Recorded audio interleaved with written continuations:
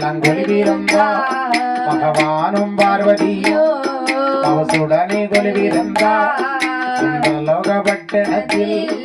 இந்திரனோ இந்திராணியோ இன்பமுடன் கொலுவிருந்தா சத்திய லோகத்திலே சதிர்முகன் தேவியரும் சந்தோஷமா கொலுவிருந்தா வைகுண்டம் தன்னதியிலே பச்சை மாலு லட்சுமியோ பவசுடனே கொலுவிருந்தா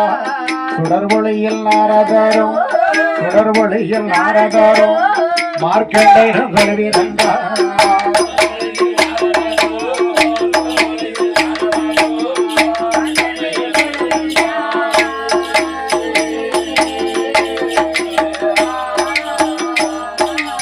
ஆதி என்னும் பொண்ணு வள்ளி கைலாசத்தை ஆண்டவனும் பார்வதியும் கொலுவிருக்கின்றார்கள். இந்திரலோகம் என்னும் பட்டணத்தை இந்திரனும் இந்திராணியும் கொலுவிருக்கின்றார்கள். அப்படி கொலுவிருந்து வரக்கூடிய நன்னாளிலே நாட்டிலே சிறந்ததொரு பட்டணமாக விளங்கும் திருநாடு. அது எப்பேற்பட்ட நாடு, எந்த தேசம் என்று கேட்டால் ஐயன் நாட்டிலேயும் நல்ல நாடு, நாட்டிலேயும் நல்ல நாடு, நாவலர்கள் புகழும் நாடு, சாரல் மழை பொழியும் நாடு,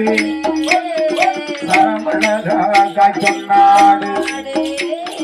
இஞ்சி மஞ்சள் முக்கும் நாடு, இருவாச்சி மலரும் நாடு,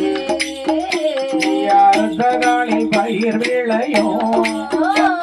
காஞ்சனத்தாங்கூடு கட்டும் நல்ல கட்டும் நல்ல கலங்காணும்